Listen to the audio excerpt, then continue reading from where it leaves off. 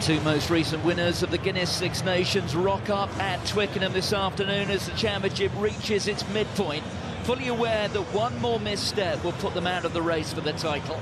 England against Wales, a rivalry with great history and always a little bit of edge. 2 hours of sporting theatre that wherever you're watching from, regardless of whether or not you've got a dog in the fight, is always absorbing.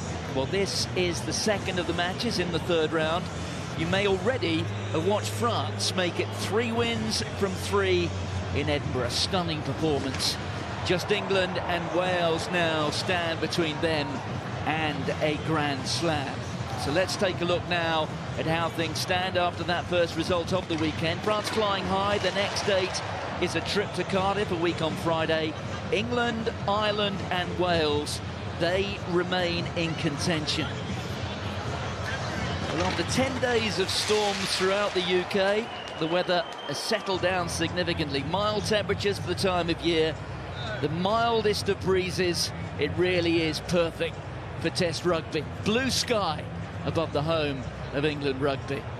Well, a full house at Twickenham for a Guinness Six Nations match for the first time since Wales were here last, and that was 2 years ago. England and Wales always has a bit of a cup tie feel.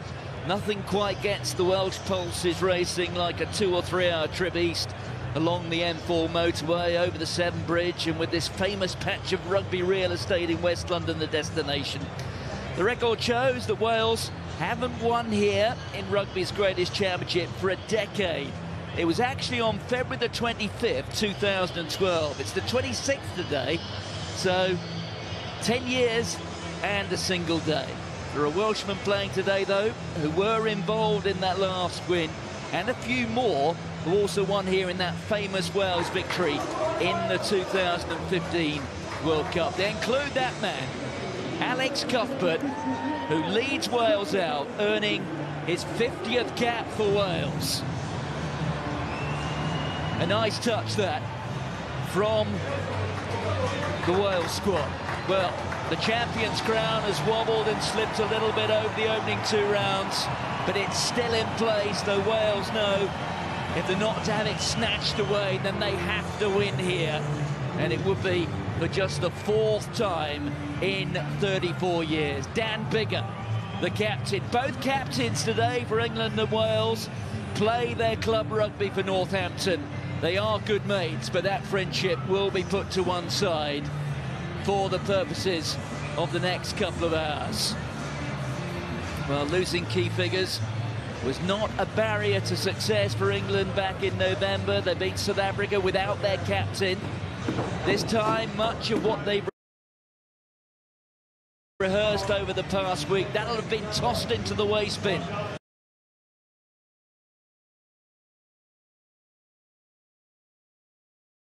After Mano Tuolangi pulled up with yet another hamstring injury. This, a test of England's resilience and their adaptability. At short notice, it's a return to Plan B, if you like. The attacking threats they took to Rome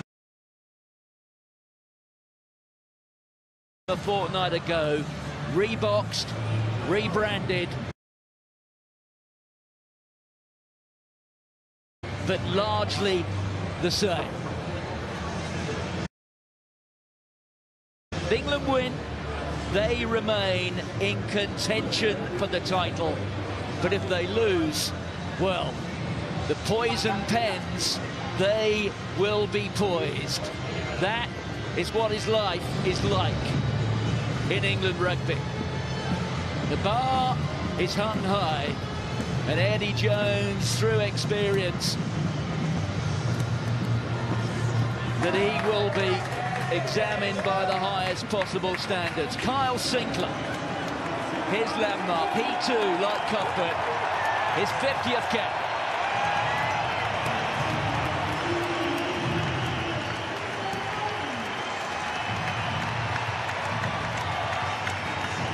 He's a London lad, and out comes Ben Youngs. Well, he's on 114 caps. The significance there, he could become an England record holder today. Well, before the anthems, the teams will come together as they have done throughout the championship to demonstrate their solidarity and support of rugby's unity against racism. And those sentiments will today be shared with our concerns for the people of Ukraine, who are currently living their lives hour by hour in the face of Russian hostility. Racism is not acceptable in rugby and sports all the world we live in, and we will continue to recognise this support every day.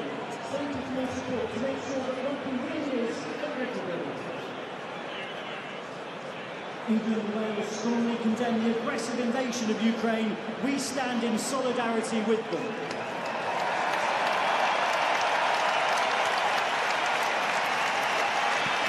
Please join us in a moment's applause to celebrate the life of And also this afternoon, Jack Jeffrey. Twickenham remembering young Jack Jeffrey of the Evesham Rugby Club, who died after suffering injuries in a league match a fortnight ago.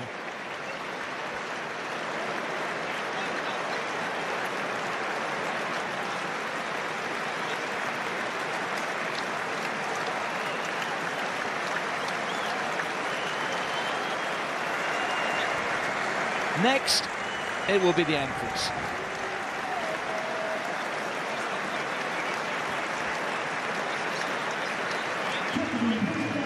For the national anthem of Wales, performed by Farrell Smith.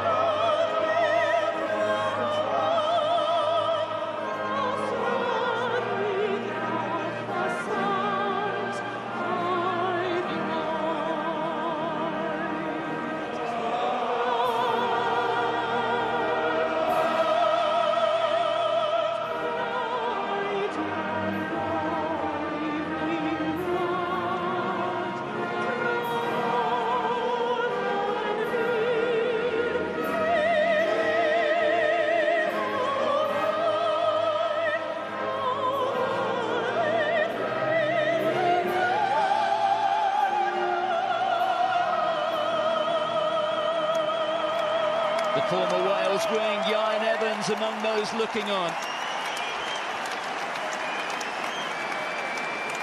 Please remain standing for God Save the Queen, performed by Richard Hatfield.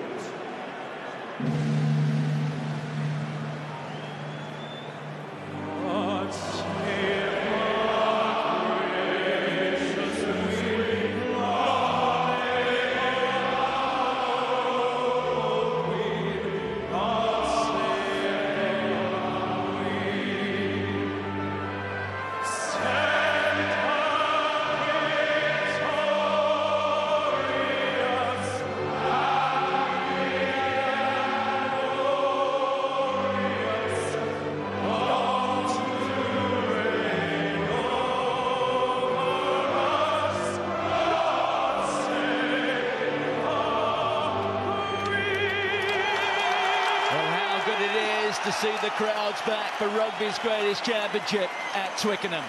Let's take a look at the teams. Well, just 48 hours ago, England was celebrating the return to fitness of two key figures, Mana Tuilagi and captain Courtney Lawes. The good news is that Lawes is indeed back after missing the trips to Edinburgh and Rome. The bad news, though, is the loss of Tuilagi. He strained his problem hamstring on Thursday, so after a hasty revision, Elliot Daly returns to the England backline wearing 13, as he did in the defeat in Edinburgh on the opening weekend. The headline story in Wales is the return of Talupi Faletau, out of all rugby for 6 months. He's straight in at number 8, so a rejig in the back row sees Ross Moriarty shifting to the blind side, Tame Basham, he wears 7. Dan Biggar is fit and firing, so no problems with the knee niggle he suffered against the end or towards the end of that match against Scotland. So there's also no Lewis Rees-Zammit, he's been dropped. Alex Cuthbert and Josh Adams are the 2 wings. And England's finishers, well, they include Joe Marchant, who joined up with the squad on Thursday following the news of Tuolangi's injury. Wales bench includes Leon Brown and Kieran Hardy, who have both performed well against England in the past. Well, we're almost set to go at Twickenham. Welcome wherever you're watching in the world. I'm Martin Gillingham. Alongside me, the former Wales international, Philippa Tuttian. Yes, good afternoon there. What an exciting game we've got in play today. This is the big one. England, Wales, and what's fantastic is an element of unknown. Both teams have won one, they've lost one, they've had that fallow week to make their improvements. Now, who has learned the most? Who has grown? Will this home crowd just give England the edge? We'll find out. The referee from Scotland, the former Scotland Sevens international, Mike Adamson. He made his Six Nations debut last weekend, and here he is. So, a decade and a day since Wales last won here in Rugby's Greatest Championship. Will that painful sequence be brought to an end? Or will England send Wales' defence of their crown crashing to the Twickenham turf? Wales unable to handle the first kick of the match. England immediately into the 22. Fed on there from Randall. Randall there to create speed. So too Marcus Smith. Stay here. It is there for Randall. Randall feeds it. Tackle. Jack Nowell. Eddie Jones described him as a work rate wing. That's an example of that, finding himself in the midfield. Another powerful carry forward. You can see the Wales try line there in the background. Randall again just pops the ball up, taken in there by Charlie Ewels, but it's Wales who get the penalty, and they're off and running. Look at this, Enterprise, onto Cuthbert. Maratoji, straight over the ball. Well, it was ambitious, Philippa, but it has rather backfired. Yeah, it was ambitious, and it was almost a bit of a carbon copy to the start of Wales-Scotland. Scotland completely in control, loads of possession for the first 60 seconds. Wales got the turnover, counter-attacked and got the better of it. But unfortunately, on this occasion, just see there Cuthbert getting isolated. Early shot at goal for England, and this is key now, because if Marcus Smith can get this over, you just listen to how much noise this crowd will make. There is Alex Cuthbert, as well as earning his 50th cap. He also became a father this week. Nothing on 10. Yeah.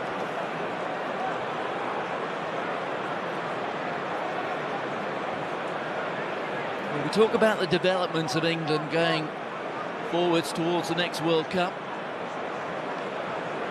which is now, what, 19 months or so away in France, and Harry Randall and Marcus Smith, the new half-back pairing.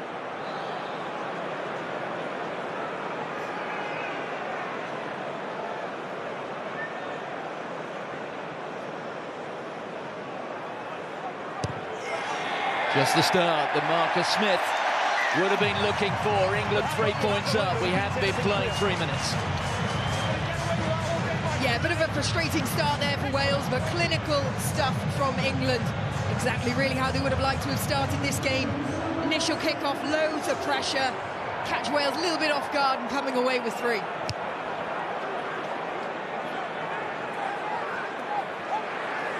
England deal with that restart rather better than Wales did with the kickoff.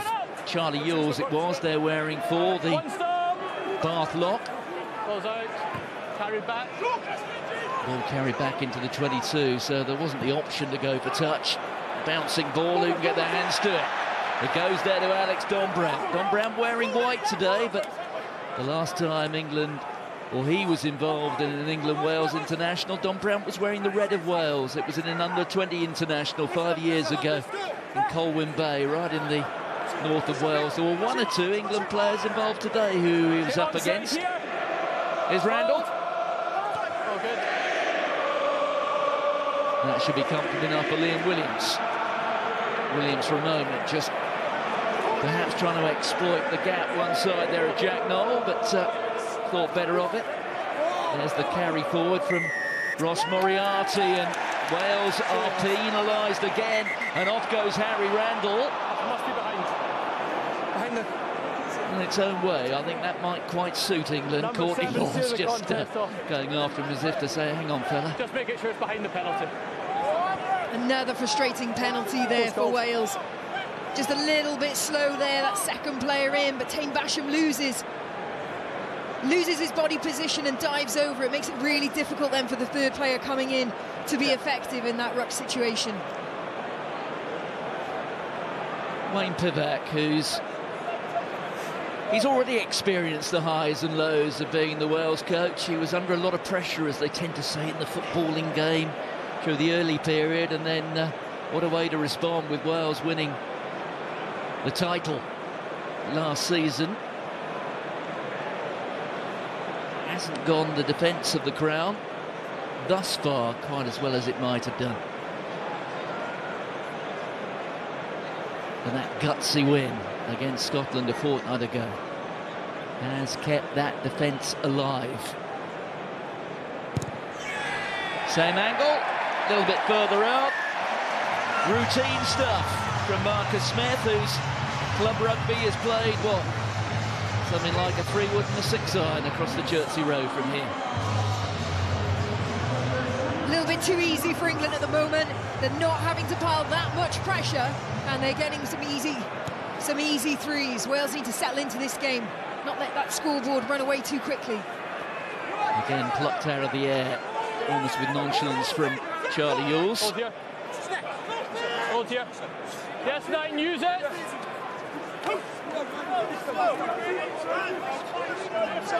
Hold here. Onside. That's yours, Beanie. Okay, 9, use it. There it is again for Randall, who's been urged to use it. Didn't respond immediately. Another one for Liam Williams. That was well timed by Tom Curry, whose twin brother was in fine form last night for Sale in the English Premiership. It's there for Thomas Williams. Hold in front. Here's Dan Biggar, who inspired Wales to that victory against Scotland. It was hard fought. The chip ahead there from Tompkins. Back goes Elliot Daly. Owen Watkins after him. And Daly, well, he didn't have too many options, if indeed he had any at all. Carried into and goal, scrum. It's going to be a 5-metre scrum. Really great take there by Liam Williams under loads of pressure, and Alex Cuthbert just doing enough to get up in front of Freddie Stewart, causing a bit of confusion there, but a nice bit of enterprise from Nick Tompkins, putting that ball in behind. You've got the option of a potential regather, but you also know you're going to be putting loads of pressure on any player that fields that in that position. And it is that kicking game where Wales pose a real threat. Dan Biggar may not be cast from the same mould as some of the great Wales fly halves, the likes of Barry John and Phil Bennett, but in terms of his kicking game, he may be not the regular Welsh fly half, but he is an inspirational figure. And here we are, 5 metres out. Stand up, lads. We need to be space. Need a bigger space. So we're down. Yeah, just need a bigger space. We're already head on shoulder. Okay. Control the gap. Thomas Francis there wearing 3. He started for Wales in that World Cup win here. That the last time that Wales beat England at Twickenham almost 7 years ago. Overleaning, loose head. Overleaning, loose head. We've seen real improvements in the Welsh scrum. I think the key to that being that the front 5 have been consistently selected, so they really had an opportunity to sort of blood in with one another. And it was pivotal for their win against Scotland in the last round, that they can have that reliable set piece. Let's get Francis collapsing! Francis collapsing! Yes! Close 6-1. Fire up, fire up. Crouch! Bind! Oh, down on one knee that time. Carl Sinclair over on the far side. Okay. Space, lads. Hold the pressure. Don't step back. Okay, don't step back. Hold the pressure. Okay, let's go. Let's go. Let's go. Remember the old breakfoot law trial? That foot there of the hooker has to be ahead of the knee. Time off. Time off.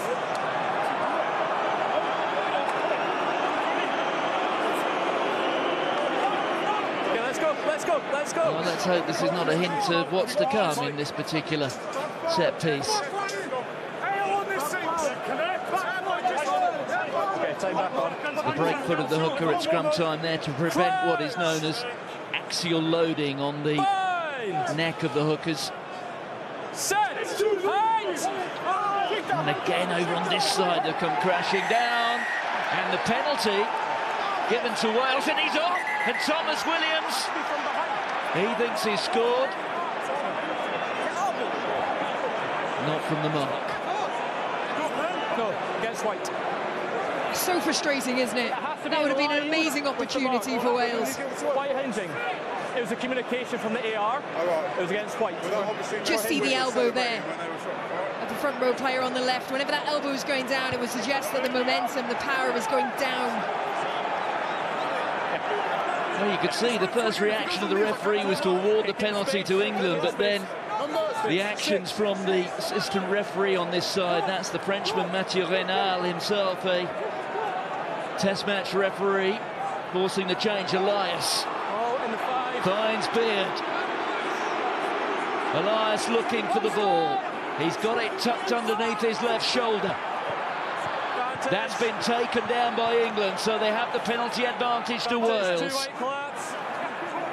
Talupi Faletau just getting hold of the ball. Okay, ball's on the ground and available hold here. There it is for Wales, so they do have the free shot at it here. They have the penalty tucked in the back pocket. That was Adam Beard. Both second rows for Wales today, over 2 metres tall, Tompkins, and then there's a little bit of accidental offside. And we go back for the penalty. Luke Cowan-Dickie being penalised. Lads, keep them all up. Keep it up. Really good bit of pressure being applied by Wales Just a here. step off, step off. Just a step off, This lads. is just the initial infringement, collapsing of the maul, which gave them that penalty advantage to have a little go. Josh Adams was hiding very covertly out on the sideline. I think he was hoping for a potential crossfield kick. One receiver.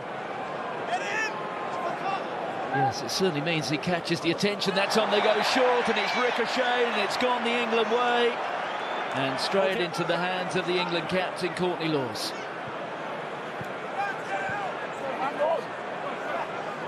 An opportunity quite literally slips through Wales' fingers.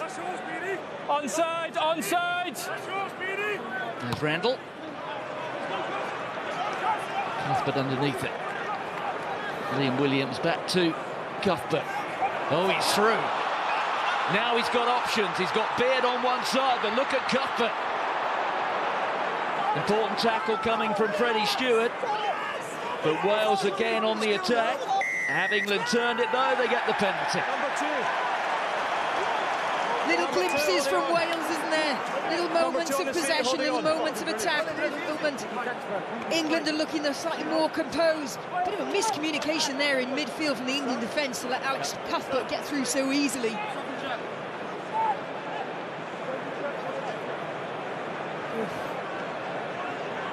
Freddie Stewart there, just getting his head in the wrong side, wasn't he? Luke Cowan-Dickie credited with the turnover there.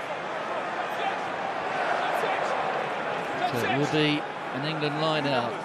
5 minutes short of half-time. There's Cowan-Dickie, who I guess he copped the blame for the defeat up in Edinburgh. sent to the sin bin, and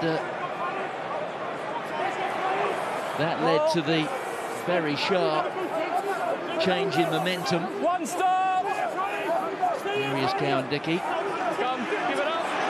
A much slimmed down version on the Cowan-Dickie we saw 12 or 18 months ago. That is halfway. Number 6 going around the side. The penalty going against Ross Moriarty, who's been just creeping round. Number 6 on the blind side there. Around the side. Just back here. Ross Moriarty, former world under-20 champion, and he did that in a white jersey in the same starting 15 in the final in France as Jack Noel, Luke Cowan-Dickie and Henry Slade. And ironically, England beat Wales. There's Henry Slade. Just keep the boys up. Stay.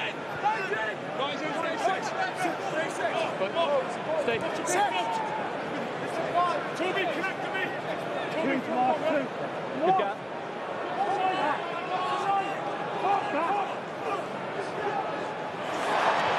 Palm back and turned over there by Wales. Source of great encouragement. That sits up nicely for Stewart. He's got Noel to one side. A tackle coming in from Sam Tompkins. There goes Tom Curry. Curry, one of the vice-captains today after leading the side in Edinburgh and then in Rome. And Marcus Smith, and there's the offload. And it's Ellis Genge. Tries to pop it up. Did that come forward off a Welsh hand? The referee's unconcerned as Alex Dombrandt takes it forward. Well, the penalty count mounting against Wales here. It really is, and the key issue is it's giving away penalties in kickable areas. Frustrating stuff. Look at this little break here from Marcus Smith, and it's literally like a no-look pass there to Ellis Genge in support. Tackle rolling. An audacious dummy there. What's that? Adam Beard just over-chased. Worried about Marcus Smith potentially taking the outside edge on him. So he's just sort of bought himself half a metre, but Marcus Smith and he's so light-footed. He recognised that and he cut back then against the grain to expose the inside angle. They're okay, they're okay. Anything from you? No, good. Okay. So that's now 5 penalties conceded by Wales in the opening 16 minutes.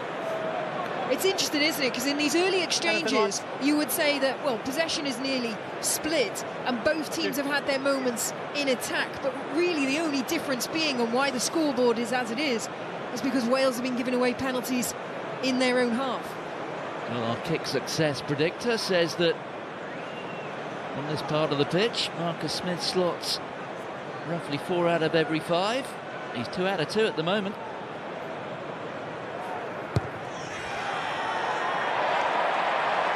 Oh, that one slips by. So it's 2 out of 3 today, and Wales have dodged a stray bullet. Yeah, that is a real let-off for Wales. They've got to have words there. There's got to be chat coming from Dan Biggar, from Adam B, and the leaders in the pack, cleaning up at the breakdown. They cannot afford to keep giving away these penalties. Stewart calls for it. A tackle from Moriarty just inside his own half onto Kyle Sinclair. He was never on the ball, never on the ball. Both the England props very, very mobile, good with the ball in their hands, as is that man Freddie Stewart. Stewart, who scored 2 tries on each, or a try on each of his last 2 test matches here. Malin's having to turn on his heels and go back to recover the situation for England. Leave it now, 4. So hold here. Okay, use it. Onside Do here. get a sense that 1 or 2 players just losing their footing a little bit on the Twickenham turf today. I don't know how that one got to ground, not just once and twice without anybody getting a pair of hands on it. Randall finds a bit of space. That's a bit of a tester there for Liam Williams. He's hunted down. Good chase coming there from Malins. Curry also there on the scene. The ball goes into touch. And it's a significant territorial gain by England.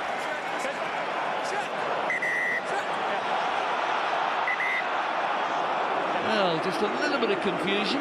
Referee said the ball was live, and it appeared they'd taken it quickly, but calling it back.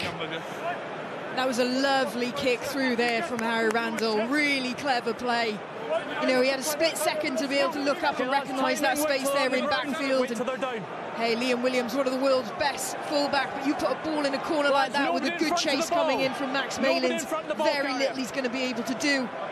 It's great to see this progression for Harry Randall. We know he's so fast, his speed of delivery, but bringing in that kicking game as well. Another good attacking position here for England. Not quite accurate as it might have been for England, but it's gone there to Henry Slade. Slade wearing 12 today. That was supposed to be the jersey of Manatu Ilangi. Maro Itoje making a couple of metres. England 6 metres out. Ross Moriarty managing the slow play down just a little bit there. Randall Smith. There's the inside ball. That was read by the Wales defence. On to Courtney Laws. Francis just grabbing hold of a leg.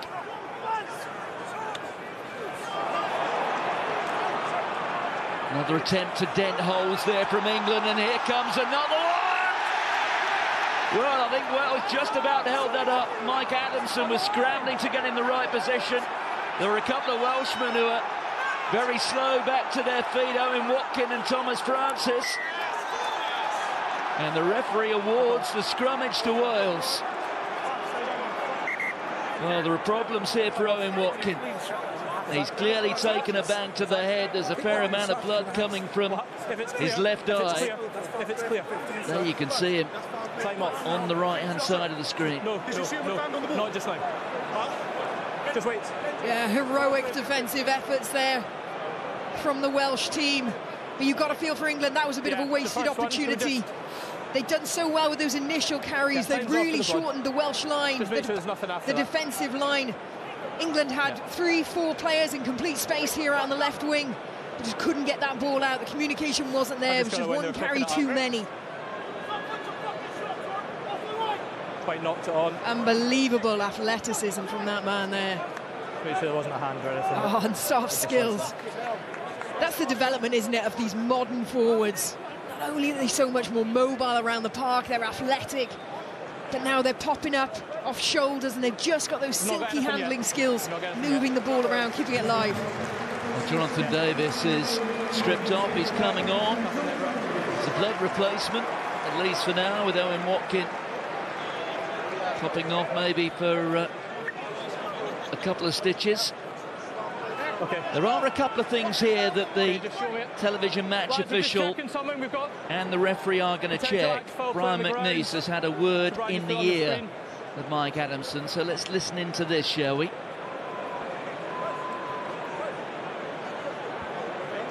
We're just checking. We think there might be a hand on the ground spilling the ball out. Yeah, we've checked that. Didn't reach the line. Just put that angle on the screen, Brian. It's 15 revs that you need to look at when we get the angle for you here. Yeah, well, it's the actions here potentially of Liam Williams that they're taking a look at.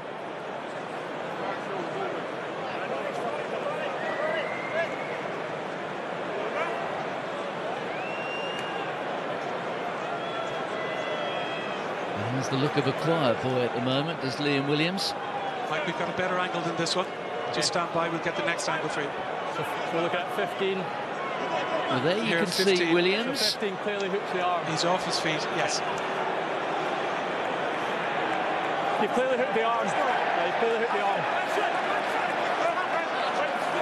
Okay, time still off. Well, this is going to be a penalty against Wales. And it's more than that. He's been sent to the bin. So Wales down to 14 men for the next 10 minutes. In the context of the match, it is crucial. And England turning their back on the option of 3 points. They're going for the jugular. Yeah, they've got to now, haven't they?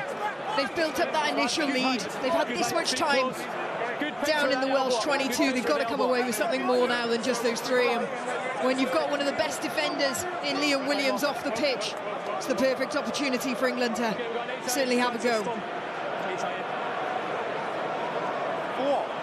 Just an HIA from the And now Thomas Francis has been called to the sideline to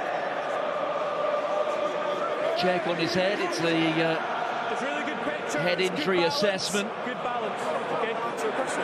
He was the second of the Welshmen who were very slow to get back to their feet, so the independent doctor has passed judgment on that. And on comes the Dragon, Leon Brown. Okay, good height. Yeah, he's a really exciting player for me. Okay. No, he's still harnessing his craft in the set piece, but in the loose, he runs some really naughty lines. He'd be running those kind of lazy lines that you'd expect from a scrum half, always tracking across, inside shoulders.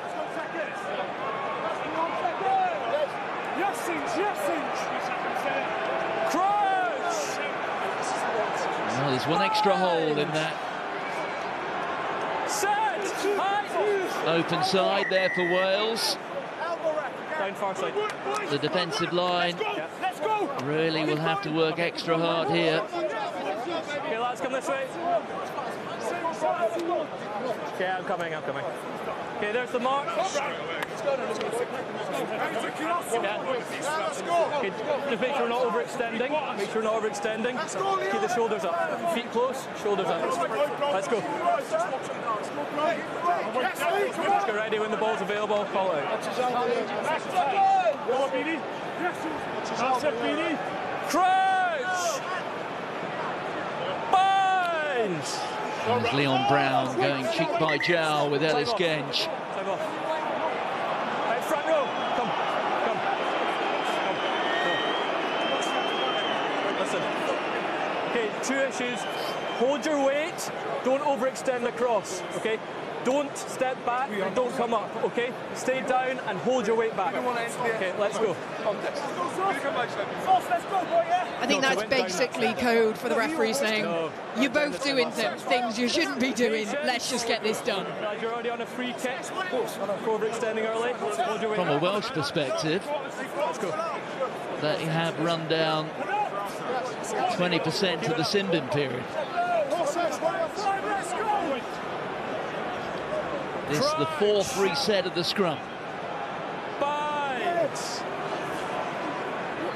And it's proving something of a challenge, and the referee fines against England. And that's a big tick in the box there for Leon Brown, coming off the bench, minimal warm-up, and you've got to go into the front row against that England pack, Just on the 5. fighting to defend your try line. It's on the 5. Look at the reaction there of Wyn Jones. Yeah. Doing it right in the face of Carl Sinclair. Yeah, just got underneath him, didn't he? There's your mark. Wyn Jones, the British and Irish Lion. Let's go, lads. They're in no hurry, the men in red. You can understand why. Okay, stay 2, get your timing. So the Scarlet Ryan Elias.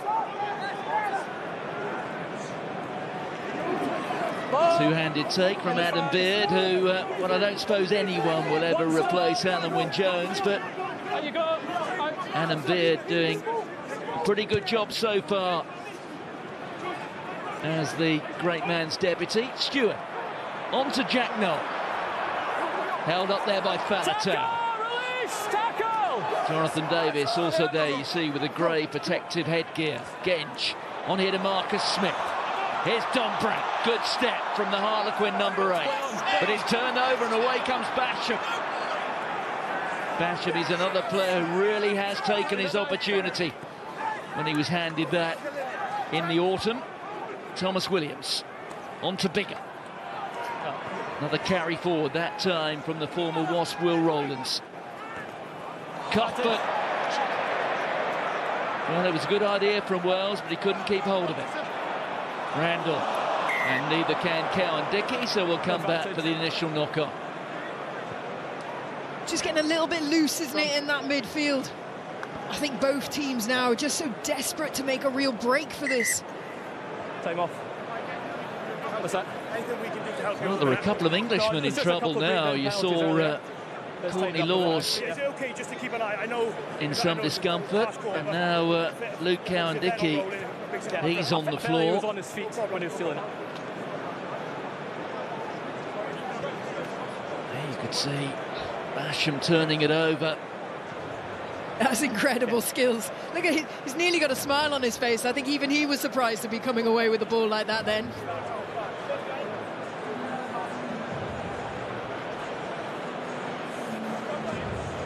Win.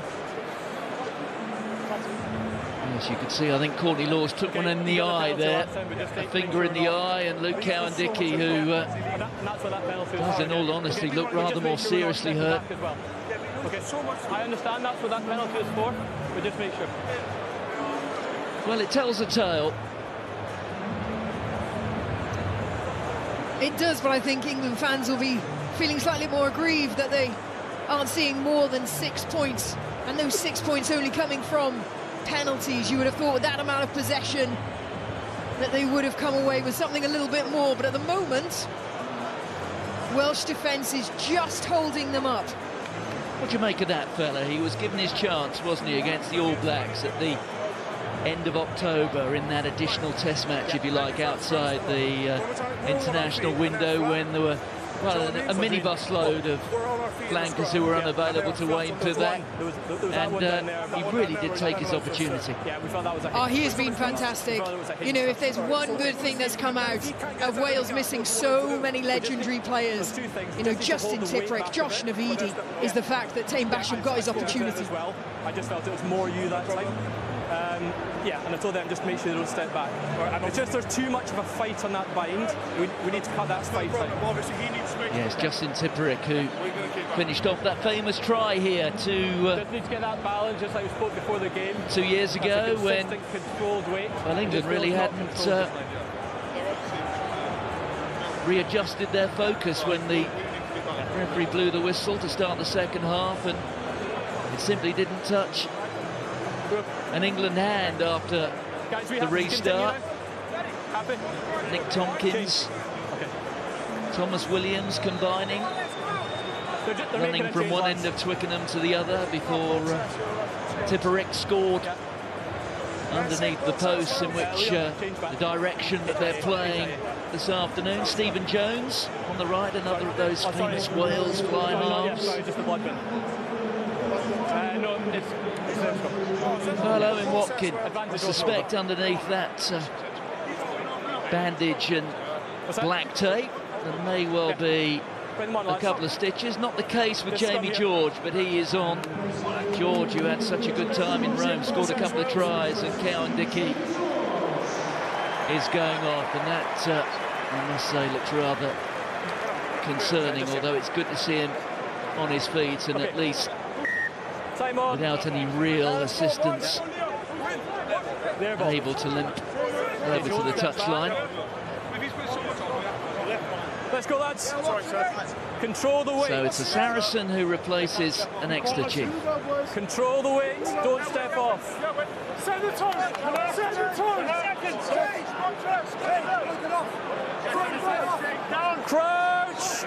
Still 5 minutes or so to go on the Liam Williams sin bin, and one way or another, Wales have managed it pretty well. Okay. Change of direction there from Randall. Marcus Smith has got Max Malins, the characteristic skip there from Smith.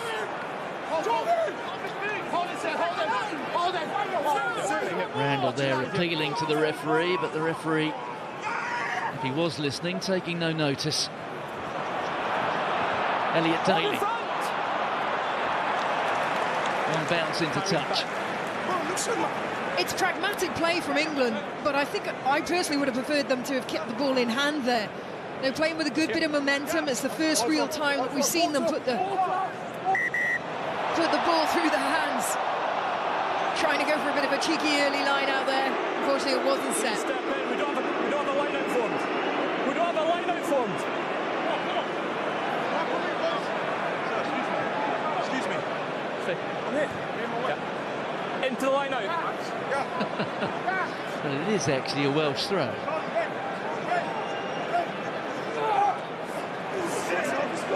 Oh. There's Elias Thomas Williams, Hold here. just having a little word in his ear. Stay bound, stay bound. Alex Cuthbert like a sprinter, Always inside. waiting to chase after that one, but that's rather comfortable for Jack Noel, who has options here. Tompkins takes him to ground. The pick up there from Curry onto Henry Slade. Here's Marcus Smith. Oh, and that should have been routine, but it's put down. Chance to counter here. Josh Adams. Leave it. On to Thomas Williams, basketball star. Here's Cuthbert. Well, he does have the ability, doesn't he, Cuthbert, to get round and through people. Oh, Moriarty unable to keep hold of it. Well, both sides not really looking after the ball well enough. Forward. Gosh, it was almost difficult to keep an eye on who was in possession. It exchanged hands so much. Lovely break, though, from Wales. Silky hands. And Thomas Williams just showing he actually used to be a basketball player, so he's showing he's still got the skills. Okay. Alex Cuthbert, he's certainly taken his opportunity, isn't he? He said himself for a period of time he thought he'd never be able to put that Welsh jersey back on again. He was riddled with injuries, 4 years out of the international game, but he's had his opportunity, and he's certainly grasping it with both hands. Yes, Cuthbert started when Wales won here 1912. A decade and 1 day ago. Keep a good height. In between times, the win in the World Cup, but Okay, let's go, lads. in terms of rugby's greatest championship, it's a long time since Wales enjoyed success here.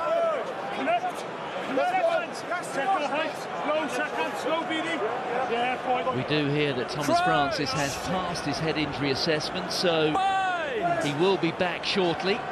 But for now, it's Leon Brown up against Ellis Genge over on this side of the scrum. Bigger. Josh Adams looking for it. Max Malins was onto it. Well, it was a fair competition, and Frank Murphy, the assistant on the far side, says that it came off the hand of Max Malins. Okay. Not really sure this was the best option, as you rightfully said there. Max Malins was in a great position. He'd dropped off the defensive line to cover that kind of crossfield kick. But as it did come off his hand, it will still be a Welsh line out, so still another attacking opportunity. So for now, at least, Leon Brown's shift, probably his first shift is done. The ball went tight, but just make sure we don't Malins, okay, a time very back on. versatile player, and this once again is that so-called England numberless backline. Fumbled there by Wales. And it's England who have it. Onside. 80 seconds to go on the sin bin. No! You have to say it's an opportunity that England really haven't taken. Okay, use it. Onside. Stay onside. At least not yet. Here's Slade. Neat little step.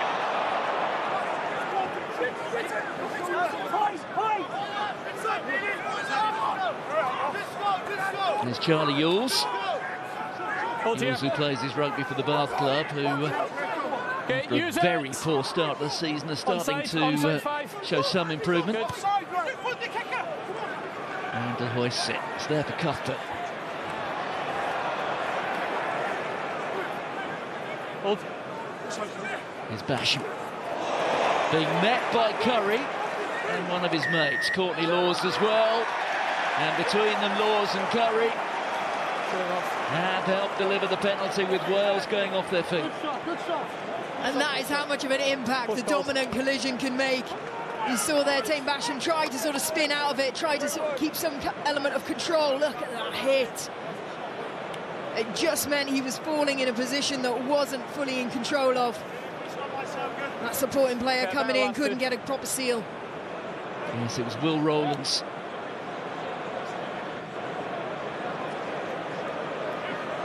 Rowlands, who now plays his club rugby for the Dragons in Newport.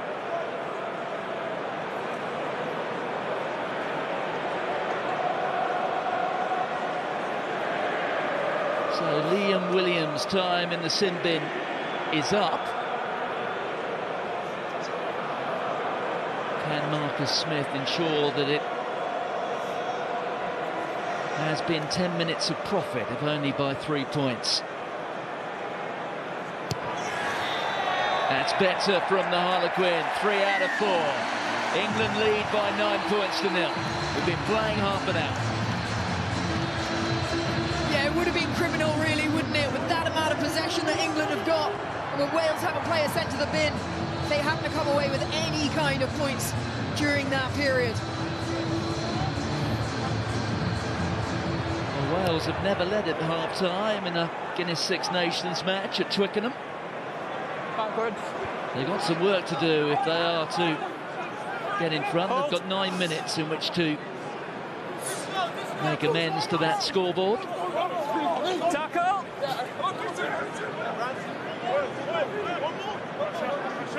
Okay, use it. So there it is for Randall. Good. Williams straight back into the game. Thomas Williams on there from Biggar, onto Beard. There's Moriarty. Slade and Daly doing the defensive work that time. There's Owen Watkin. Biggar just looking up, considering the options, and then, well, it might work here for Wales. Cuthbert, we've seen a lot of him so far this afternoon. Stay out, stay out. Cuthbert's already carried the ball more than 80 metres so far in the match, so his stats looking rather good. There goes Basham. And there from Wyn Jones. Onto Rowlands.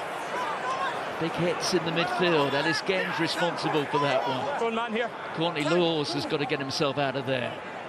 There it is for Watkin. Watkin back to Adams.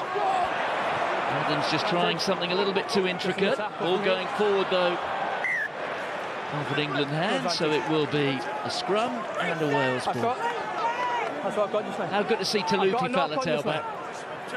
Yeah, really good to see him back. And there was question, you know, should he start or should we keep that man there, Ross Moriarty, in at 8? But actually, I think it's the right choice for Talupi Faletau to start. Okay, scrum, lads. There is cover on the bench. Let's go. He can empty the tank, and then they'll be looking to swap him out. Your last two have been better. Just keep the stability. Yeah. It's Faletau, who hurt himself on the Lions tour to South Africa in July. Returned to action a fortnight ago in the English Premiership for Bath. He was a try scorer against Wasps before playing the full 80 minutes last week in a defeat by Leicester down at the Rec. So he has been fast-tracked into the starting lineup. That's how crucial he is to Wayne Pivac. Tompkins out there to Biggar. Here's Williams. Cuthbert again. There it is for Thomas Williams. Biggar. Rowlands. Within sight of the England 22. Here's Cuthbert again. Neat little step that time. Daly rather overcommitting himself. Okay.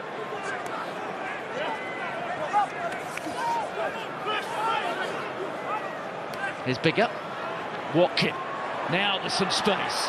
Tompkins just takes on the shoulder there of Marcus Smith. They're up to the 22. Adams. Basham. That was well read by Elliot Daly.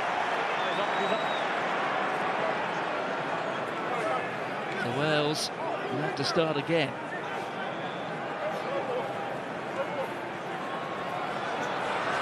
There's Tompkins. Slides it through. That's comfortable for Stewart. Hold in front, hold Doesn't in have front, too much stop. of an angle to work with, but that's a big hoop from the Leicester fullback.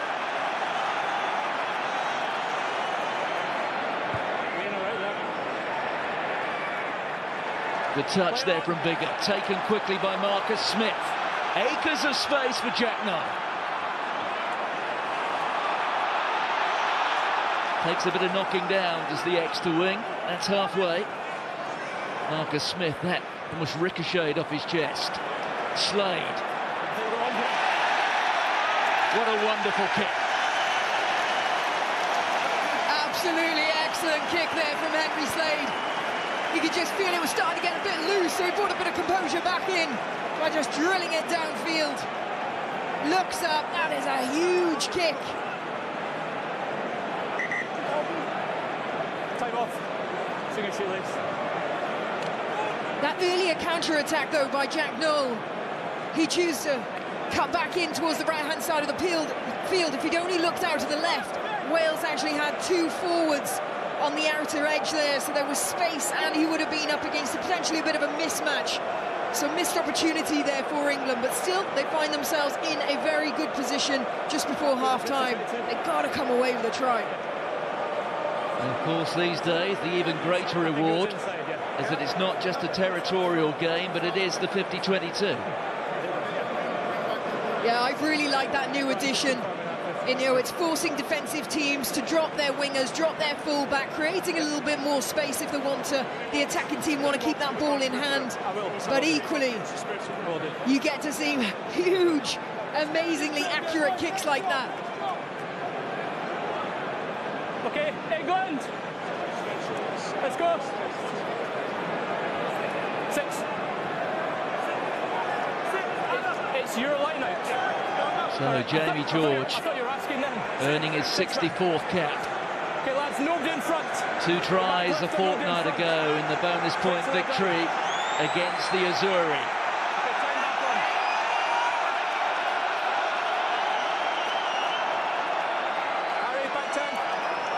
England sensing that this may be their moment. The catch from Itoje.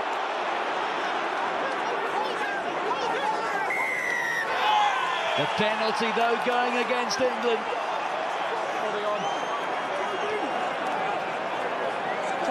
That is a big, big call. Holding on. England player there just being caught holding on. So not a fair challenge for the Welsh team to get in and try and steal that ball back. That's a huge moment. Initially lovely take up in the air, soft skills to be able to pass it down to that forward pod coming through. It's just here. You see there Talupi Faletali's in there, he's trying to get that ball. Okay, England, here you go. Just take a step off. Wyn Jones there. Take a space. Celebrating like he's won the lottery. Line out's outside. Line out is outside. That really was a huge moment for him. Still not out of danger, still in their 22 though. Stop, the line out is outside. Can we get numbers, please? Step over. 6. Step over. Mike Adamson just pointing out that the line out is outside the 22. There's Rowlands, one of those 2-2-metre men in the Wales boiler house. There goes Elias.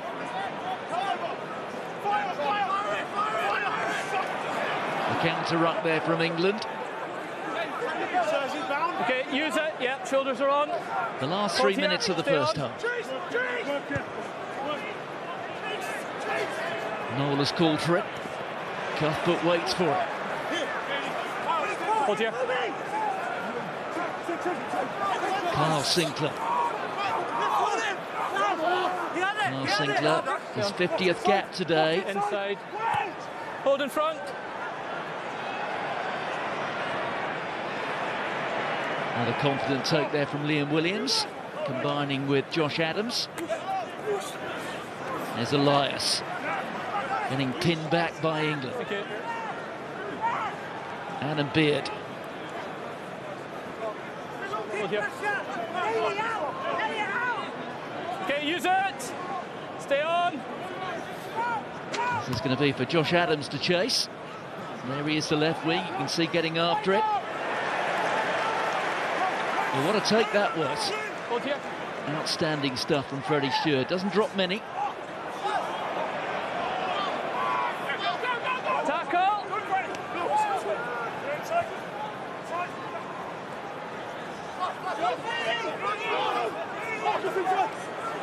Smith.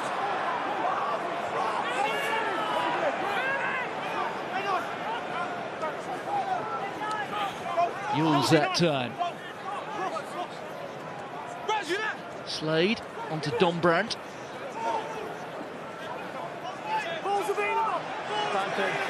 The arm is out from the referee, so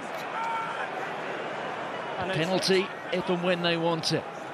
Slade onto Marcus Smith, a little skip again, and the offload to Malins. Josh Adams had to be on his mettle.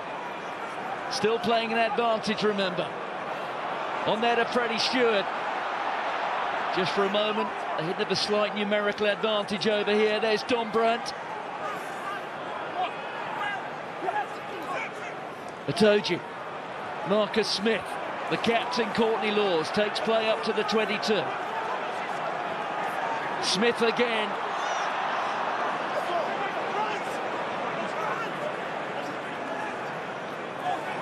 There's Noel, the tackle that time from Biggar. Hold here. Randall sniping the scrum half. That's what he brings to the England game. There's Ellis Genge. Relentless progress here by England. On to Itoje. The final seconds of the first half, but England do have the advantage. Marcus Smith, Dombrandt. Ross Moriarty had to make that tackle, and he did. Moriarty's got to get himself out of there. The referee awards the penalty.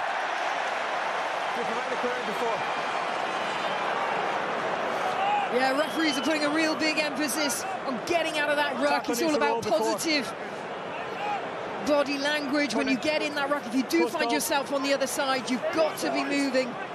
Well, they say east or west, so basically towards the sidelines, getting out of the way.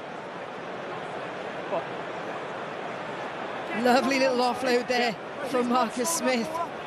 Yeah, but if he chooses not to play it, that's on him. He's preventing the clear out. By line.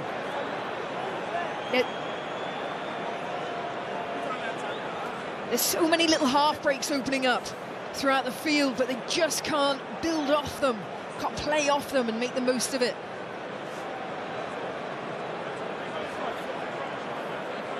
Well, that man, the difference between the sides, at least on the scoreboard so far today.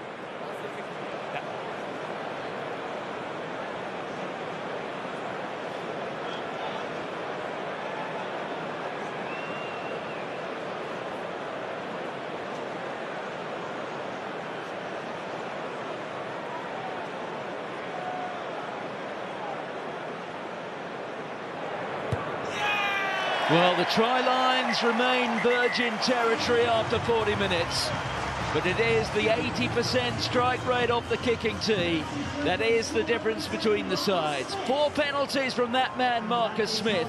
England into double figures. They lead Wales by 12 points to 0.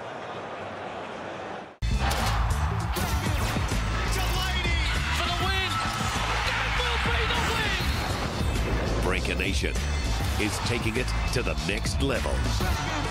Tuesday live on Sky Sport. One day in LA. The sinkhole at La Brea is the largest of its kind. No one could have survived that fall. This place doesn't seem real, does it? Tonight, the premiere of La Brea. Prime.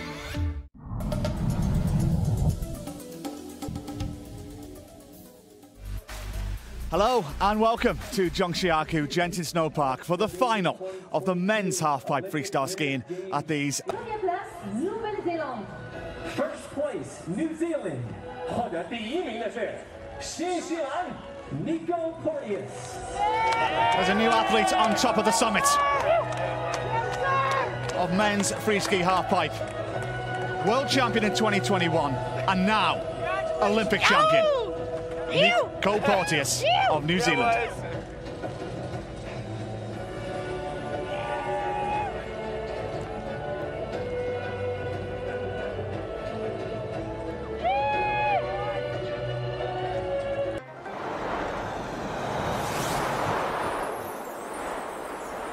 G'day, mate. Nico Porteous, you were all business when you came here. Yeah. You have done the business. You were the Olympic champion. How do those words sound? I can't believe it, eh? I actually can't believe it. Like, Yeah, it's been so heavy on my mind for the past. Sorry, my lips are really cold, but it's been so heavy on my mind for the past like 3 months, and yeah, I'm really lost for words. It's such a whirlwind. Like, I'm so cold, I'm pretty sore, but yeah, I really can't believe it, eh? Seeing you embrace your brother Miguel at the bottom of the course, seeing you around the other athletes, all the respect, the camaraderie. How special was this one? You've been all over the world, World Championships, X Games gold. Where does this one sit? I guess you have to say it sits at the top, doesn't it? Yeah, wow. I'm so like lost for words. It's been such a whirlwind since we finished, and yeah, I really am speechless right now. You know, compared to X Games, it really stacks up there for me. I wasn't really expecting that first run to hold in first, and then was sitting through both the runs and watching all my fellow competitors and friends, you know, do their runs, and yeah, came down to Burke Irving, one of my really good mates from America, and he dropped in, and yeah, well, something happened, and it was like, wow, you've won a medal. And even that moment for me was like, wow, that's crazy. But then to come down, and it was a little bit bittersweet seeing one of my also really good friends, Aaron Blunt, going down, and yeah, not, you know, seeing him crash, it's always a bummer. But hey, oh, sorry, I'm so lost for words, eh? Like, this is crazy. You're allowed to be, mate. You've just won an Olympic gold medal. Yeah. Talk us through that first run. I could tell you could hear a pin drop in the Kiwi contingent watching you. What was going through your head when you absolutely sent it? Oh, I just had one plan, and that was just to ski clean and smooth. You know, it's really slow in there today, and so you have to be really on point and make sure everything was good. And I just stuck to what I knew, and yeah, paid off. How nice was it to be up there with Miguel today? Oh, I don't think words can really describe that. Like, I think that's something that me and him will cherish for the rest of our lives. And being able to come down and give him a hug at the bottom and have him there right by my side the whole time, like, isn't that anyone's dream, to have your family right there next to you in one of your most proud moments? Like, yeah. That is brotherhood, to see you on his shoulders. Tommy Pyatt, he's been with you for the best part of 14 years. I know he's more than just a coach. What do you say about Tommy?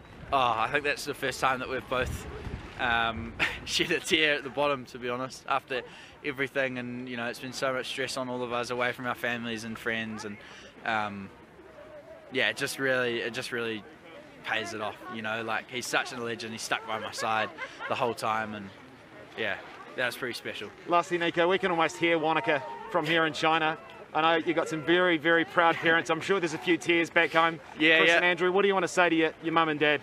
Oh, thank you, Mum. Thank you, Dad. You guys have always supported me so much, and I wouldn't be here without you guys. And yeah, go and enjoy it, and send me a video of you doing a shoey.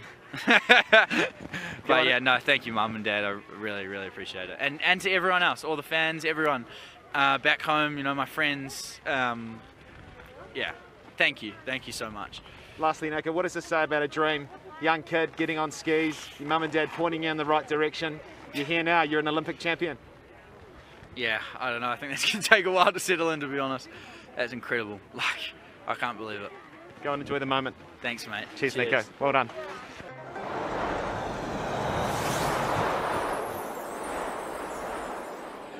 Guys, Chris and Andrew Porteous, two boys in the final, both safe, injury-free, walking away, and one has a gold medal around his neck. How are you feeling right now? Proud for both of them, really proud for Miguel. He gave it everything. Super proud for Nico, gold medal, lots of planning. Yeah, I think it's 4 years of work, planning, and to pull it off in a 30 seconds, it's credit to him and Tommy, Miguel. It's unbelievable. Yeah. They've both had an amazing few years, Nico in particular, X Games, World Cups. Where does this one stack up for you guys? Oh, it's up there, isn't it? You know, an Olympic medal, Olympic gold medal, X Games gold medal, you know, but, up there. You know, it doesn't really matter if he goes out and just skis his best. It's always up there for us. Yeah. You know, that's all we ask of him, is just to give it his best, and he did. To see them both standing at the bottom of the pipe, arm around each other, the love between them is just incredible to see. I mean, how do you guys feel when you watch that? That's every parent's, you know, you always want your children to to share moments together and to be able to do it happily in brotherly arms. No, I think Miguel was as excited as everyone and excited. So yeah, super proud. It's great for both of them. Yeah. Awesome, guys. I'll let you go and enjoy this with the crew up here, but just quickly, what can you say about this room full of people that have been here the whole time? Oh, look. The support's been unbelievable, and so yeah, thank you. Thank you to everyone that's been part of the team. We appreciate it, and I think, the result is not just Nico's, but everyone that's helped. It's the team, isn't it? Yeah. And I don't usually watch, but it was the team that made me come today and able to share it with them. Yeah, it's been amazing. It's special. Yeah. So thank you so much, guys. Enjoy it. Congrats. Thank you. Thank you. Here comes the corner. Huge pack of players to aim for. It's Will Goldwood, and the Phoenix get their goal, and it's history for Wellington. New Zealand's first women's A-League team take the pitch. Oh, this is fantastic to see from the Wellington Phoenix. It's up to you how you define yourself. A-League Women, live on Sky Sport. The search is on to find an exciting new name in British photography. That was intense. The Great British Photography Challenge, March 11 on Sky Arts. Time to feel the power. Let's go. Oh, what a fight. It's the power of the Pacific. DHL Super Rugby Pacific, live on Sky Sport. West Side Story, Saturday on Sky Movies Premiere.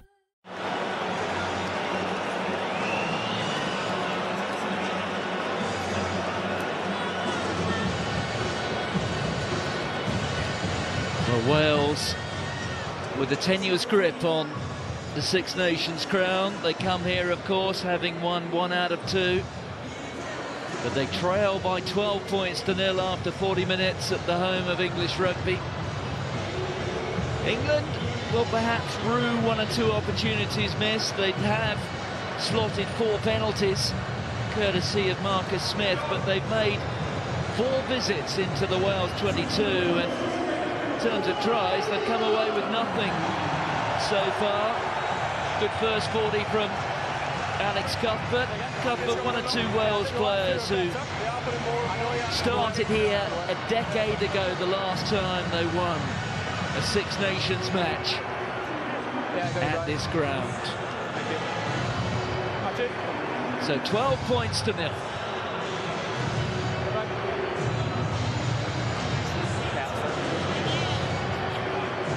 An alteration, wearing 20. There's Sam Simmons of Exeter, has replaced Tom Curry at half-time. We'll see if we can pick up any news as to whether that is a tactical alteration or one forced by injury.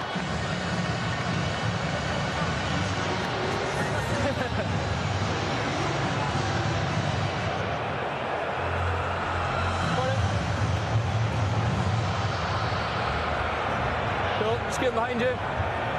We're good to go. Time on. So the second half underway, and the first catch there coming from Jack Knoll. Well, Philippa, what have Wales got to get right if they are to stay in control of their own destiny? And look at Freddie Stewart coming away from that mid-air collision. He not only came away with the ball but remained on his feet. I think both these teams at half-time would have gone in with their frustrations. You feel with the amount of possession that England have had, that pragmatic style of play. There's Malins inside to Daly. Well, remember the way Wales started the second half 2 years ago, playing in the same direction that England are now. We understand that Tom Curry ruled out after taking a bang to the head, so that is the cause of the change with Simmons on. And you do get a sense here that Eddie Jones has said, look, let's play with as much speed, momentum and tempo as we can. We didn't really do it well enough in the first 40.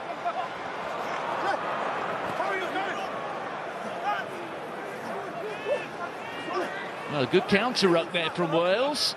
Yeah, ball's out. Play on, play on. But eventually it's Ellis Genge who secures it for the men in white. No. Hold there. There is Sam Simmonds. They have two very powerful, explosive ball carriers now in the back row, in not just Alex Dombrandt, but now Sam Simmonds. That's Charlie Ewels.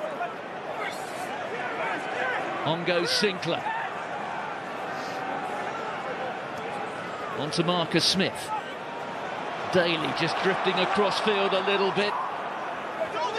Eddie Jones said ahead of kick-off that the reason why he went for Elliot Daly rather than Marchant, who was called back to the squad on Thursday following the injury to Manitou Langi. Well, one reason was that Elliot Daly has fond memories of matches against Wales, scoring that magnificent try right at the death in Cardiff 5 years ago. But it's been a good start to the second half from England. Yeah, it certainly has. Like you said there, in the first half, England played that slightly more pragmatic game. You know, they were kicking for territory, and it got them in good positions to be able to apply pressure and force penalties, which inevitably built that scoreboard lead. But I would have just felt like they should have had a try from there. So it was good to see England throwing the ball around, just testing the edges. Oh, and it's gone straight to Dombrandt, and Dombrandt reaches out. And England have got the first try of the match. There are many a Welsh player down there asking for some TMO, something to be checked off that. Incredibly good reactions there from Alex Dombrandt. Well, it was the telescopic arm which got it there to the try line. Real problems at the line out for Wales. And Dombrandt, look at the athleticism here. The long reach, and he gets there. I'm not sure what is going on there. So Adam Beard just feels like he might have been impeded there, not able to jump up. Did anything happen in the line out that we need to be aware of? Well, there are still one or two conversations going on between the referee and the television match official. All clear. But the word has come from Brian McNeice that he's seen nothing. So the try has been confirmed. England up to 17. It is crisis time for Wales.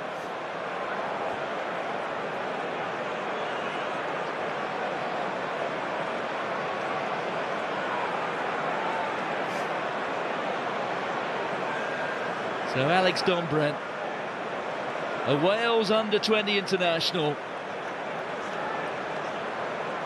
gets the first try against his old jersey, and Marcus Smith just pushes that one across the face, but it's a 17-point lead, a significant amount of daylight. What, oh what went wrong there? Yeah, you can see then just in the background, Adam Beard's putting his hand up straight away, feeling that in some way the lifters were impeded, potentially of getting him up in the air, but whatever happened, Alex Dombrandt, fantastic reactions, like you say, athleticism to be able to score that. Well, Wales have made a change on the loose head side of the front row. Gareth Thomas, the Osprey, replacing Wyn Jones. And through goes Thomas Williams. Well, they have to take a gamble now to Wales. Bigger on there to Watkin. There's Moriarty. Moriarty over the top. Then off the knee.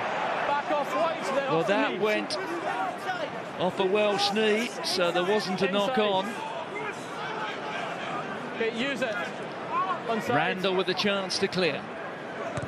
Leave it, lads. Just watch that behind me, Frank. Matthew. Okay.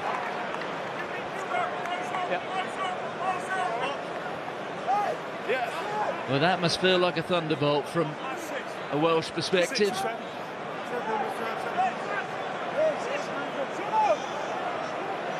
It was almost as if they turned the pistol on themselves from that line out. Here's Elias. Hold here. There it is for Thomas Williams. Faletau standing off. Just his third game back, Faletau, since that 6-month layoff.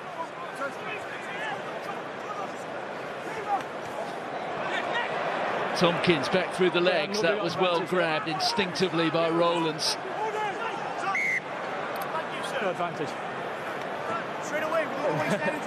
The referee acknowledging that it ricocheted off him, I think, and nobody got advantage, but it will be a Wales putting up the scrum. Here goes scrum.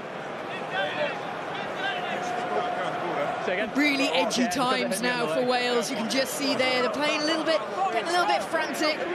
They'll be desperate to try and get some points on the board. I didn't see it like that. 17-0. Let's go, lads. This is that key moment, those first 15 minutes into the second half. And what we're hearing around the stadium right now is the benefit of home advantage. The crowd is certainly getting behind their team. Crouch! Bind! Set! Hold! The last team to win the Guinness Six Nations title, having lost on the opening weekend, were England. Number 1, knee on the ground. That 2 years ago when they lost on the opening weekend against France, but battled back to eventually take the title, where their campaign this time around ends in Paris. They're desperate to stay in contact, to stay in contention.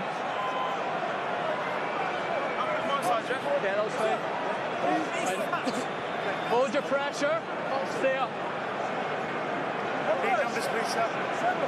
So 3 penalties now conceded by England at the scrum. Elias misses Beard that time. It was grabbed by Francis. Referee says it went backwards. Talupi Faletau on the rampage. There it is for Thomas Williams. Bigger. Here's Tompkins. The Saracen playing against mates at club level. Basham that time. Bigger. Pops it up. Carried forward there by Gareth Thomas. Bigger again. Adams popping up in the midfield. That's a powerful run from the Cardiff player. Thomas Williams. Elias. This is looking more promising for Wales. Should Gareth Thomas have given that? England think they might have turned this. Let it go, Reg. Let it go. No, turnover's fine. Maro Itoje doing so much good work there for England. They do have it. The roar from the Twickenham crowd. Onside.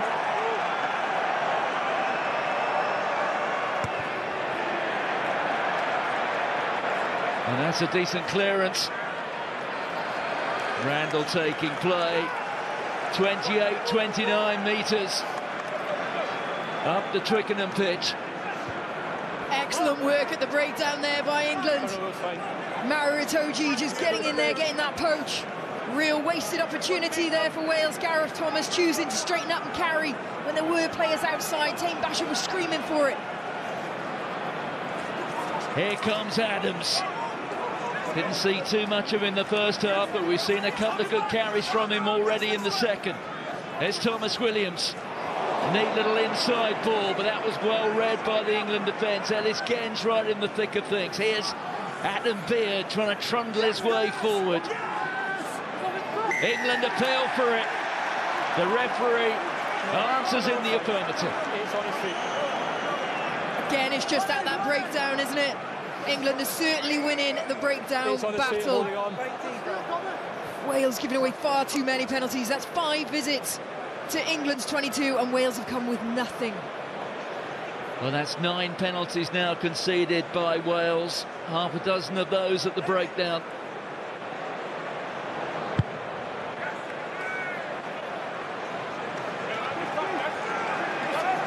Decent little nudge, that one. There you go. Well, there's the family. I guess they have split loyalties today. The scarves would certainly suggest, wouldn't it?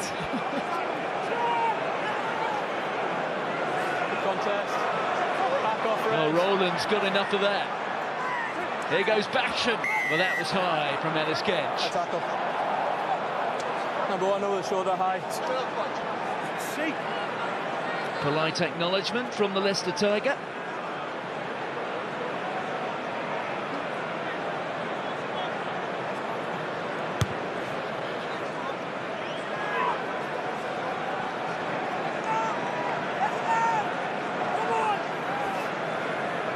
Yep, good there.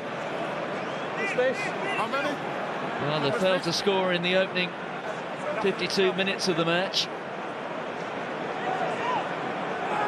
They need 17 now, just to gain parity. Tompkins, good meters there from the Saracen. Bigger. Adams, Williams slots it through, Cuthbert's after it. Well, it was a probing kick.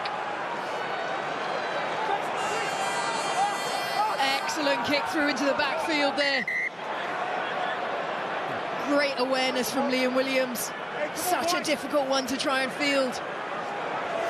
Well, you can see here that Maynard's taking that into touch. It will be a 5-metre line out for Wales. Oh, it's desperate times. I've been there as a fullback myself. You're so aware of the sideline, but equally all you're thinking about is just getting on that ball. Nice receiver. Elias, oh, and again it was partially disrupted, but they get a second bite to the men in red.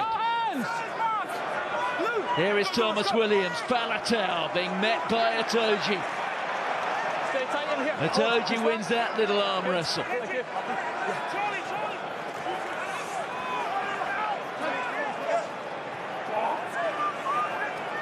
Here's Rowlands. On to Owen Watkin. Williams, long pass. Oh, that's quite superb.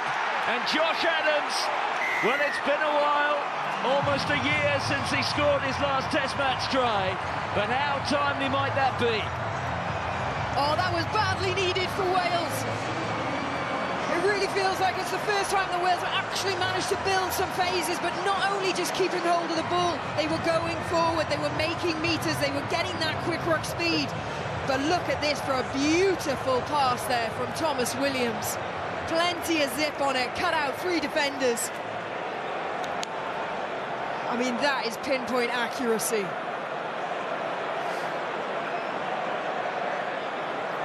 Well, they've had their opportunities. The 6th time that Wales have had possession inside the England 22.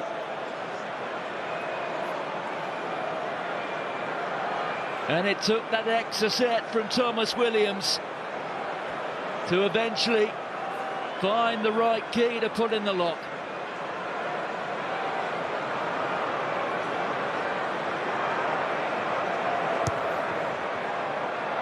Oh, he just snapped at that one a little bit.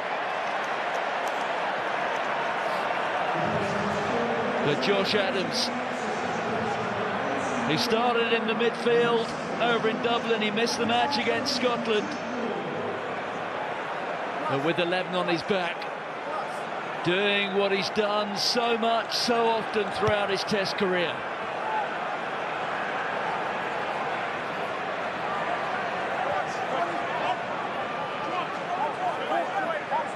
Wales have made alterations. Leon Brown is on.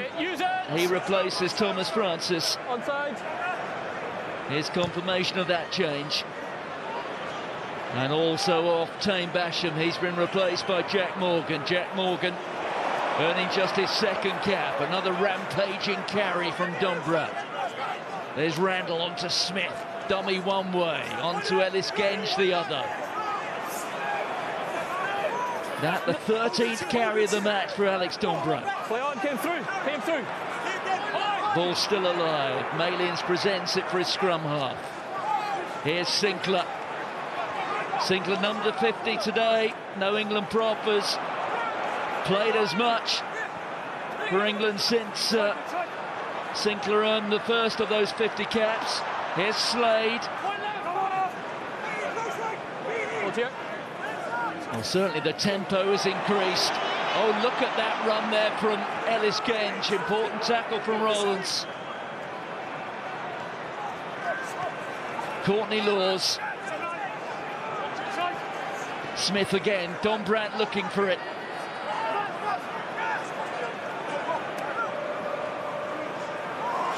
Simmons just being spun round there by Dan Biggar. Oh, it's turned.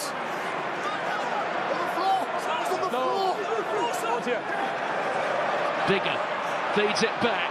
Now there's maybe a bit of space here for Wales. Liam Williams, and Williams feeds it on to Adams. Adams with a kick ahead.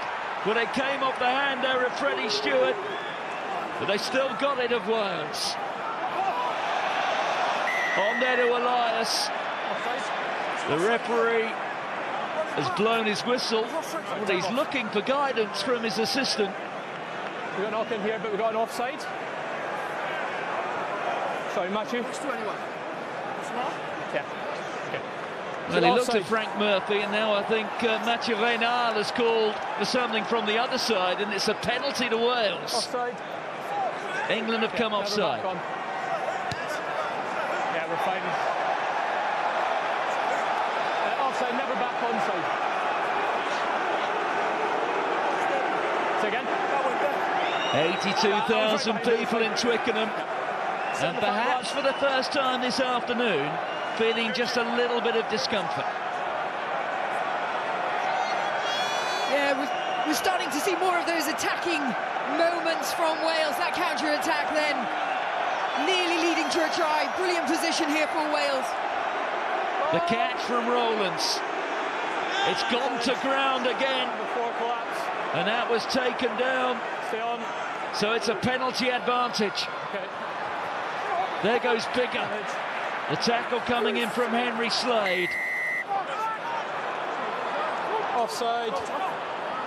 Well, it's two penalties, not just the collapsing of the ball. For number 4 collapsing or an offside in the middle?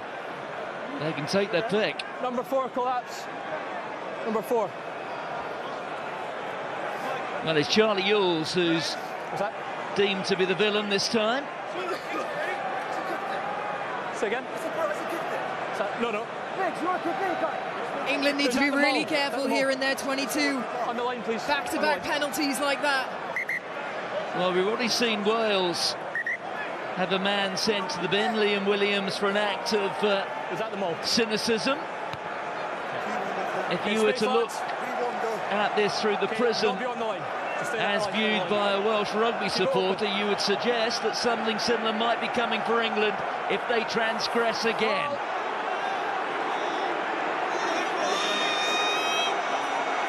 Well, it's gone down again.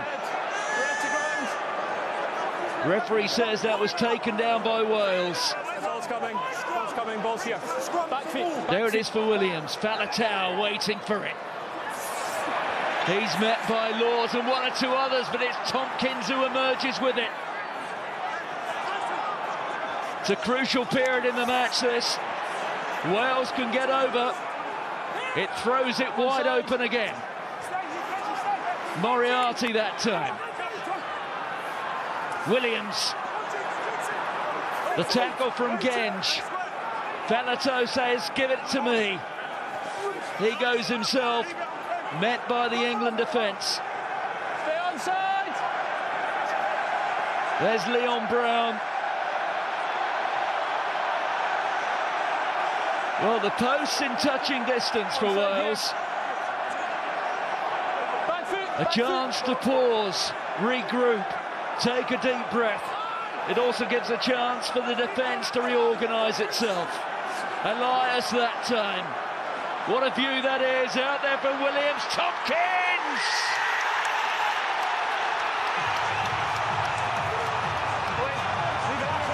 The match has been transformed.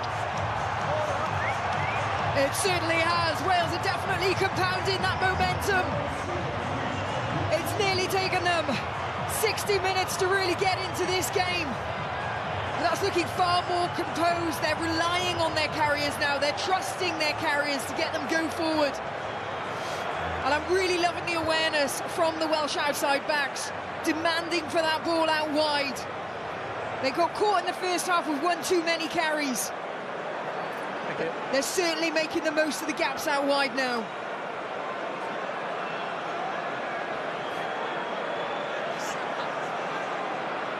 A crucial kick. And Biggar slots it. We have a 5-point ball game.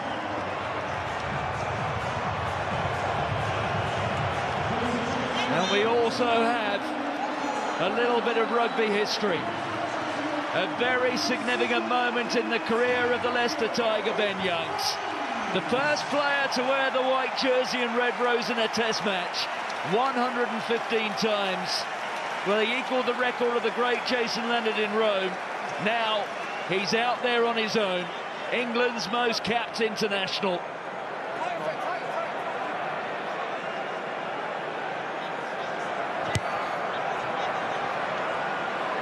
.5 minutes.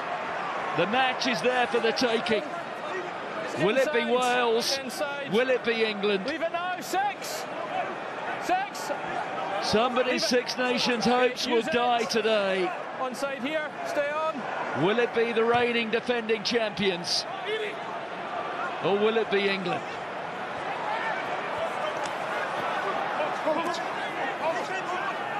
There's Ben Youngs, his first touch.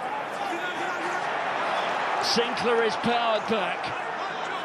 Youngs again, on to Marcus Smith. Liam Williams calls for it. He couldn't grab it, it went forward, it's on to Dombrand, the England try scorer. There's Ben Youngs. Yules, that was neat. Smith just for a moment. Well, didn't really know what to do with it in the end. He presented it to Liam Williams. Here's Freddie Stewart. What a tackle that was from Leon Brown. Stay. Watch your leg, watch your leg.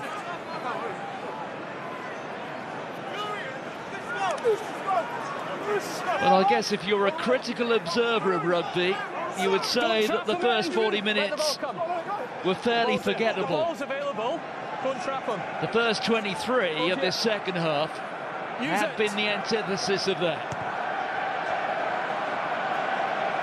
Adams. Oh, but look at that from Max Malins. Almost took it out of Adams' back pocket. Ellis Genge. Tackle!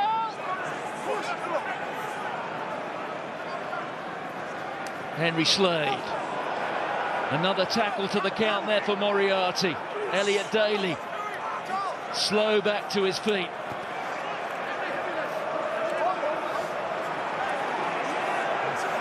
Well, they say that this match always has a bit of edge, Philippa. That edge has just sharpened a little. Yeah, it certainly does, doesn't it? And if you want to be really critical, you could say that Wales potentially playing with better rugby in this half. Well, Williams rather overcommitted himself. It was just as well a teammate was backing him up. Otherwise, that could have been quite awkward for Wales. The 2 tries that Wales have managed to score, they've actually broken down the England defence, whereas the 1 try that England have managed to score was coming off that mistake at the line-out.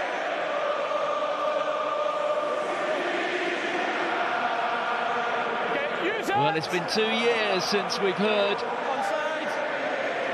that chorus at the home of England Rugby on the occasion of a match in the Guinness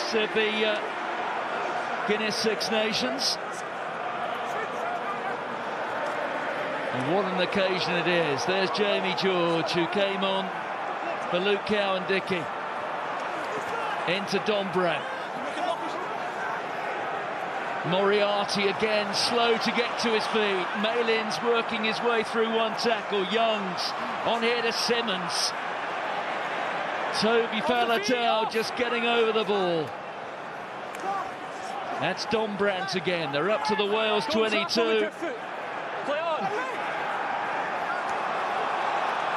On to Simmons. The 5th phase for England. Marcus Smith. Another surge there from Genge. Isn't Talupi Faletau staying on so well here? He got through 80 minutes last week in Bath's defeat by Leicester.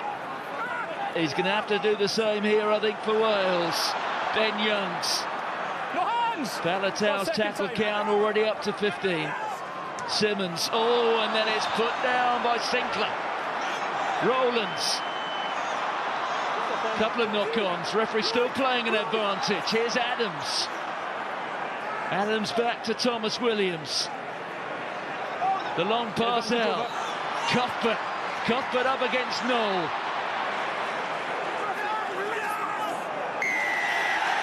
And Wales are penalised, and you have to say the tackle from Ben Youngs is what set off that chain of events.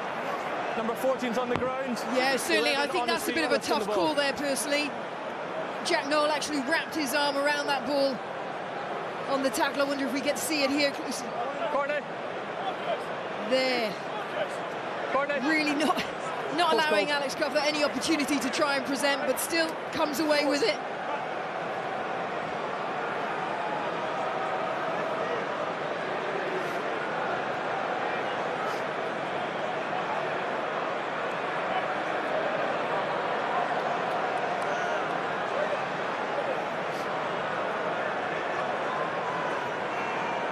Two Welshmen here today who know what it feels like to win at Twickenham against England, not once but twice. There's one of them.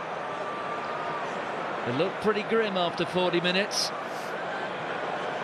With Alex Cuthbert reaching the half-century of Wales appearances. His certainly is a Test career rejuvenated. He's experienced the highs and lows over the course of the last 10 years. He's hoping for another high here at Twickenham.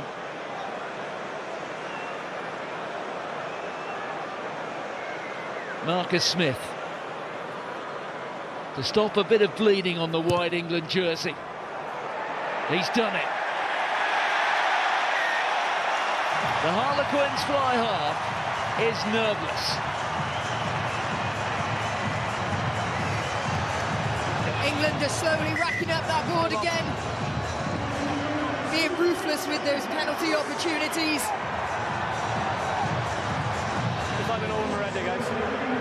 Two new pairs of fresh legs coming on for England in the pack. Will Stewart at tight head, Nick Ezekwe, the Saracen.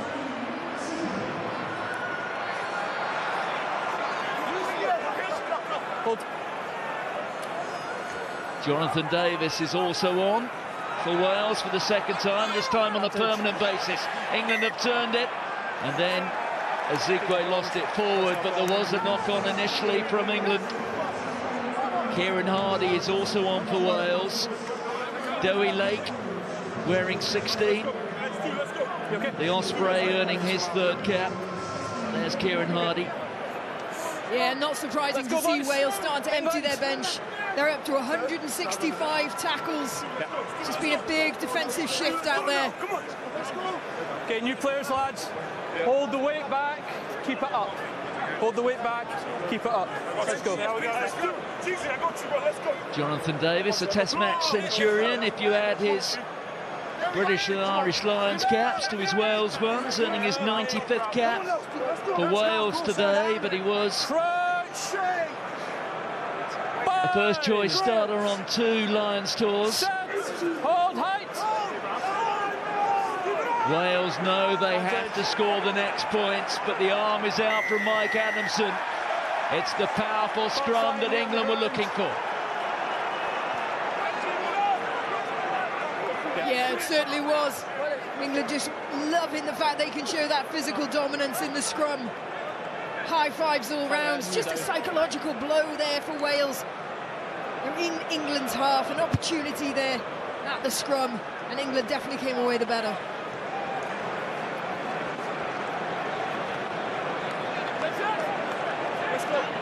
Well, we're entering that phase in the match when every error time off 6 could prove so costly. Yeah, and you can just see England being very savvy there. They're walking into that line out, taking their time. There's no rush for them. Big shift there from Ross Moriarty. On the edge. He certainly left it all out on the field. Coming in his place, Seb Davis. Big shift now, last 10 minutes.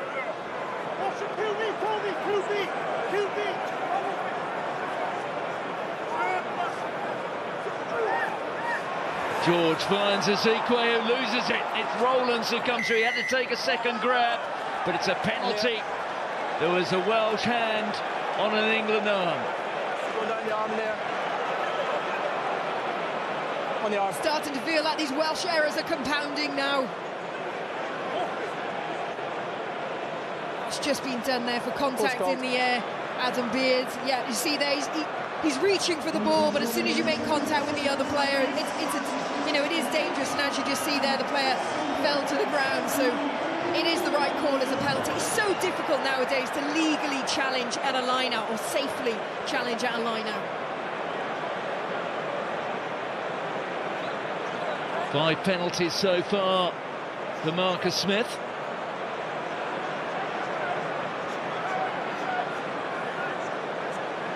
He's missed a couple of shots at goal today. This will feel, if not like match point, something close to it.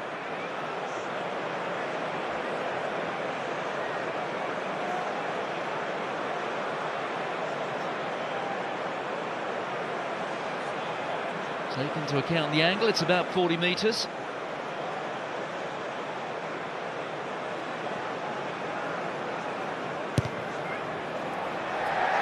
It's straight through the middle.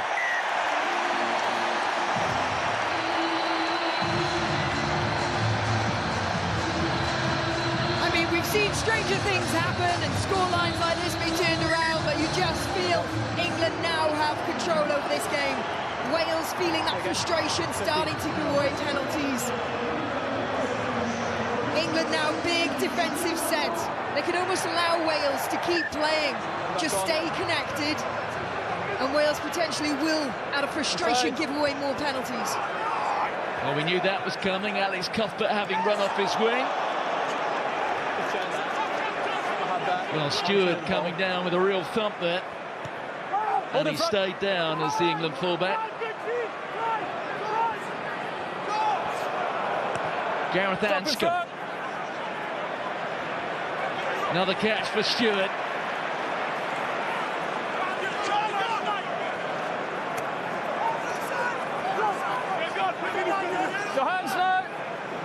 There must have been few safer men under a high ball in Test rugby than Freddie Stewart. 2 clean catches there in the space of a matter of seconds, and he took a real thump with one of them. Here's his Leicester teammate, Ben Youngs. There's Cuthbert again. Certainly justified his selection, Lewis Rees-Zammit. Sent back to Gloucester. Leon Brown. That was returned to sender. Oh, that was good from Seb Davis. Josh Adams cutting in field, getting through one tackle. There it is for Kieran Hardy. Tompkins, one of the try scorers for Wales. Cuthbert. Joe Marler there getting hold of the wings boot. In goes Dewi Lake. Wales, though, still in their own half. Jonathan Davis floats it over the top to Adams.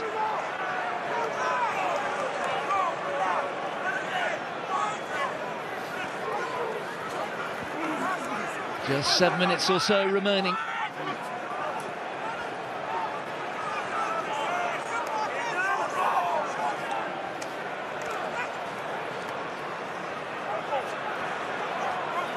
No hands!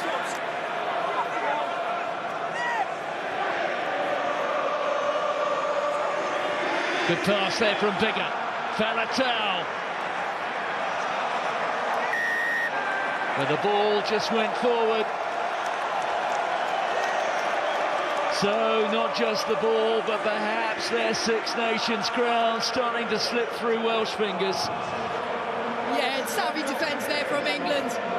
They just sat off, they stayed connected, they didn't go challenging every ruck situation. They stayed on their feet, being able to shepherd Wales from left to right, and they just patiently waited for that error to come. It's desperate times for Wales. They're going to give that 50-50 pass now, desperately trying to break that defensive line. England making another change. Joe Marchant, who was expecting to play up at Worcester last night for Harlequins until the unfortunate hamstring injury sustained by Manatu Ilangi. And he replaces Elliot Daly. So Marchant into double figures in terms of England appearances. Cap number 10. Okay, England, good to go. Time back on.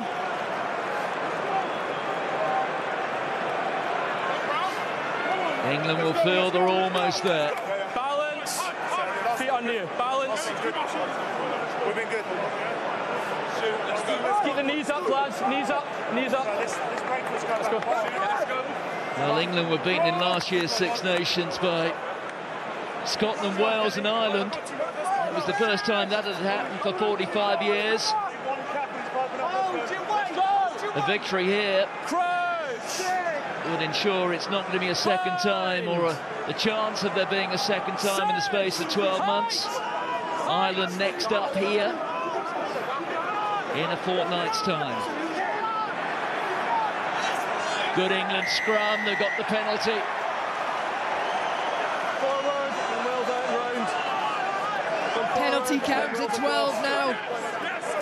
Fatigue really starting to set into that Welsh back, and you can just see how much every time an infringement like that just lifts England. That's part of their game plan. Frustrate the other team. Force them to make the errors. And every time that error comes, it just lifts the England team.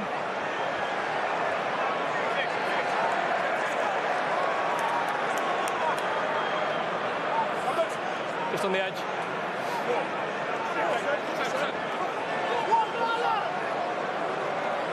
So Eddie Jones presiding over another victory, and there's something quite dramatic here happens in the last 5 minutes.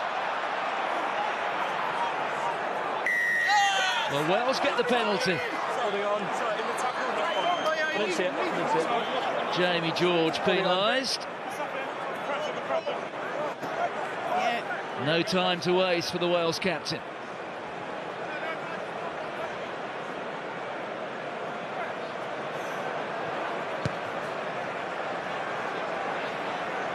Well, it was a long old touch, whichever way he looked there for Dan Biggar.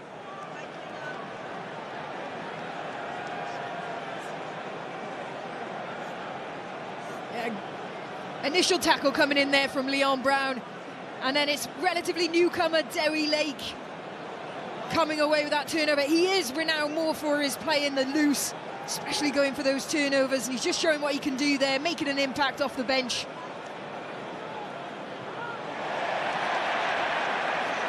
Well, the line out from time to time has misfired for Wales, and that's another example. At the third line out, they've lost, and one of them directly leading to a try from England. And of course that try, the only England try, scored by Alex Dombrandt. We're into the last 4 minutes of the match.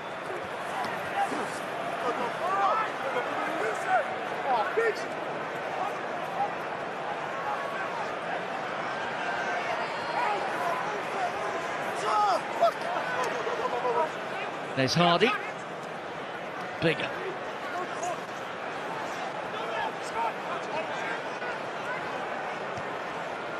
The kick pass meant for Adams.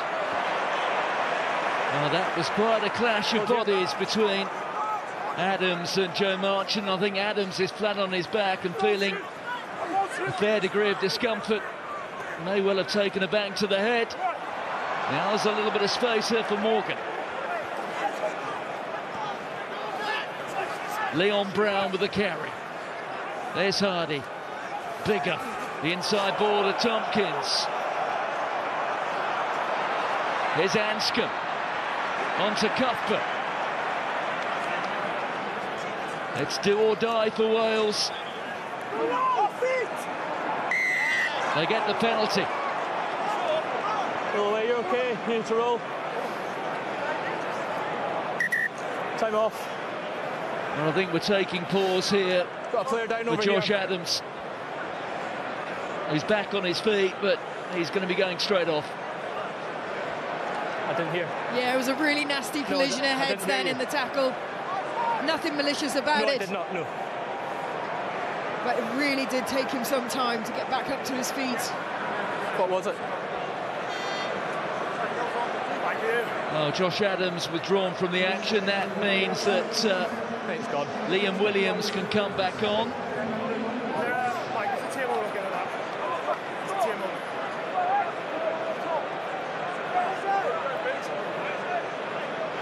Brian, is there anything we need to check? I'm just checking. Just giving time to the... Just the HIA, just wondering if we need to check how that caused, or are we okay? Okay, thanks. Yeah, nothing. Well, we have our Guinness Six Nations Player of the Match. And Marcus Smith,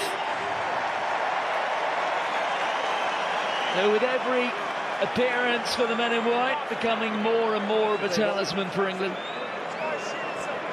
Yeah, he certainly is, and when that scoreboard at 23 points and he's provided 18 of them, you can see the impact he's had on this game.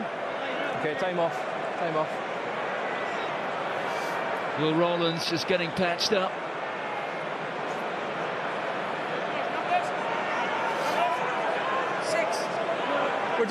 We're gonna wait for your man as well. Lads, we're gonna wait for your man as well. Well, in this era of bonus points, a try here from Wales would be sufficient to deliver a losing bonus. Simon! So the match may be England's, but the defending champions are playing for something here.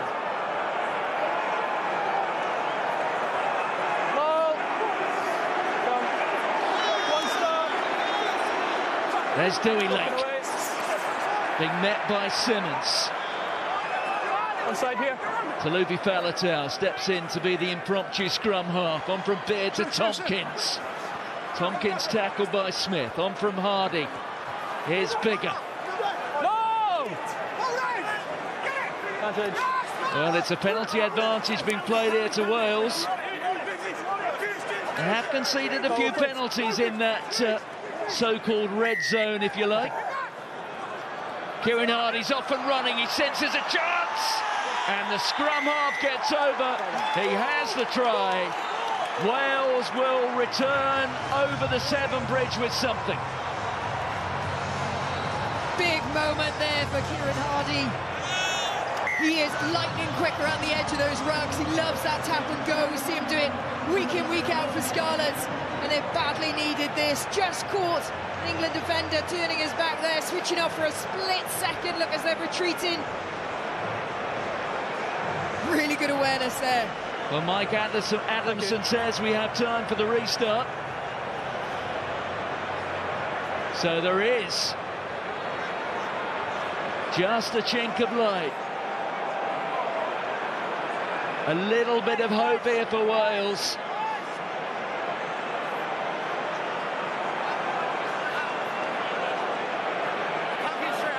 No.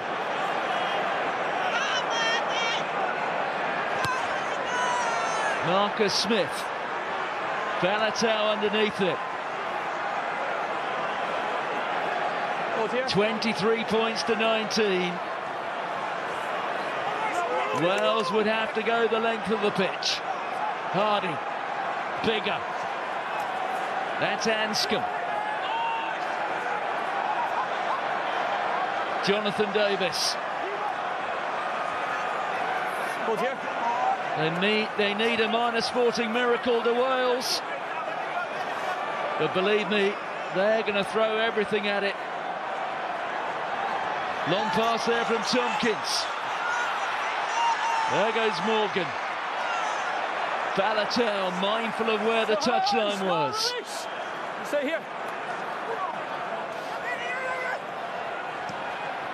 Still 75 metres to go for the men in red. There goes Tompkins. England just looking to force a single error.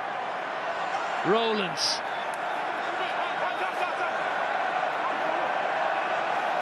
It has been a pulsating second 40 minutes. Now running to 42. Hardy. Bigger. On to Liam Williams. It's slow progress, but progress all the same. Rowlands again. 12 phases, and they're still just on their own 22. Jonathan Davis. There's Morgan. England grinding them down. Phase number 14.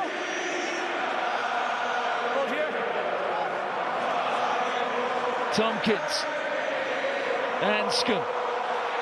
Liam Williams. Here's Cuthbert. My word, he's had a good game today.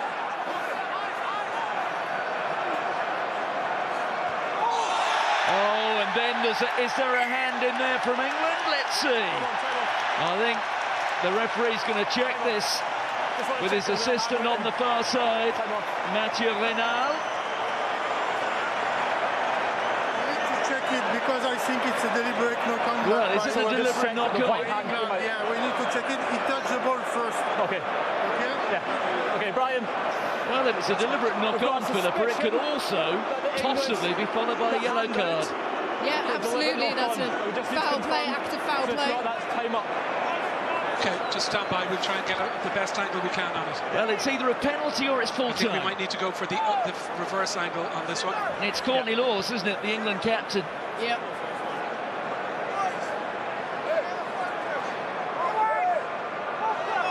Yes, it's a hand. There may even have just possibly been a thumb and a forefinger. It does touch his hand, yeah. Mike, it does touch his hand. So it's because you've gone with one hand, you're not in a realistic position to gain possession of it, so it will be a deliberate knock-on. Okay, agree with that? Yeah. So is it looking like a... Is that right? Well, you can see Dan Biggar is looking for more than just the penalty. Gone with one hand. The crowd are jeering, but perhaps they ought to consider that maybe they're rather fortunate that England still have 15 men out there. Yeah, definitely. I think if Wales had been in the 22, then he would have been going to the bin. But that shouldn't be a deciding factor as to where the infringement happens on the field. It was a deliberate knock-on.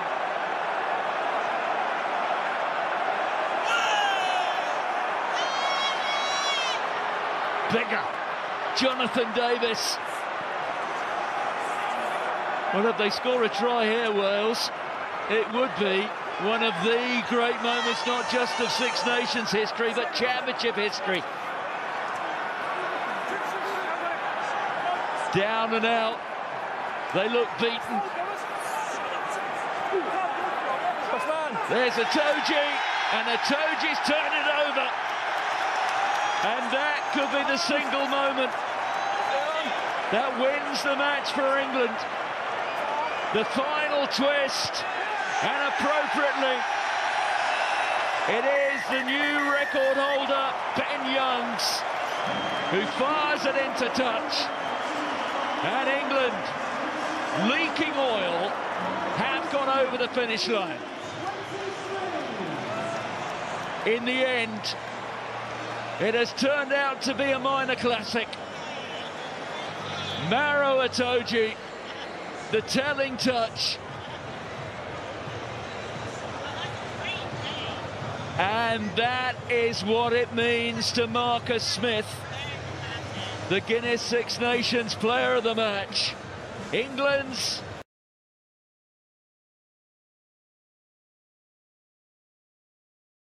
championship hopes remain alive. They have beaten Wales by 23 points to 19.